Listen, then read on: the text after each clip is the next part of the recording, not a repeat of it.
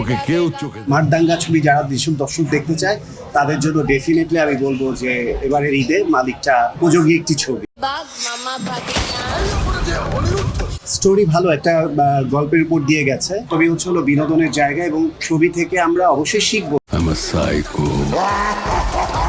আমাদের শেখার জায়গাটুকু আসলে আমি খুঁজি না, বেসিক্যালি একটু মেসেজ তো থাকেই।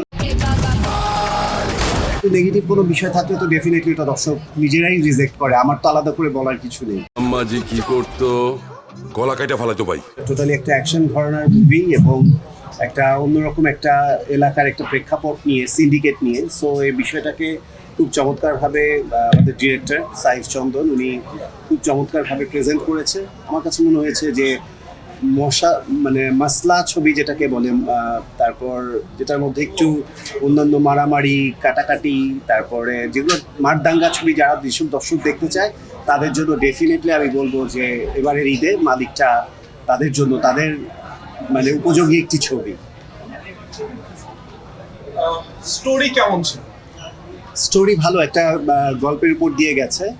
একটা বিষয় ভীষণ ভালো লেগেছে যে শুভর যে ক্যারেক্টারটা এস্টাবলিশ করা হয়েছে, সে তার মার জন্য প্রচণ্ড অন্ধভক্ত থাকে, মাকে প্রচণ্ড ভালোবাসে। তার পৃথিবী একদিকে, মা একদিকে, এবং মার জন্য সে সব করতে পারে, মায়ের শখের জন্য বা মায়ের মুখের হাসির জন্য। এই ব্যাপারটা আমাকে ছবি সবচেয়ে বেশি অ্যাট্রাক্ট করেছে। এখনকার সিনেমাগুলো শুধু মারামারি কাটাকাটি হয়, সেই ক্ষেত্রে আসলে শেখার কোনো তেমন জায়গা থাকে না, অনেকেই বলে। এই সিনেমাটা কেমন? আচ্ছা, ছবি আসলে ছবির মতো চলবে। ছবি হলো বিনোদনের জায়গা এবং ছবি থেকে আমরা অবশ্যই শিখবো, কিন্তু আসলে আমরা সবকিছু শেখার জন্য হলেই কেন আসতে হবে বা সিনেমাই কেন আমাদের সবকিছু শেখাবে?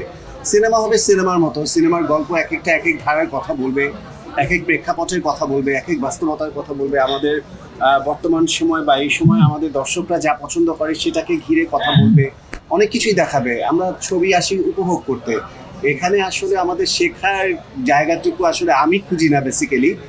আর কিছু কিছু মেসেজ তো থাকেই, আর যে মেসেজগুলো প্রভাব পড়ে পজিটিভলি সেটাকে ডেফিনেটলি আমরা সবাই গ্রহণ করি, কিন্তু নেগেটিভ কোনো বিষয় থাকলে তো ডেফিনেটলি এটা দর্শক নিজেরাই রিজেক্ট করে, আমার তো আলাদা করে বলার কিছু নেই। মিম আপু এবং শুভের কেমিস্ট্রিটা কেমন?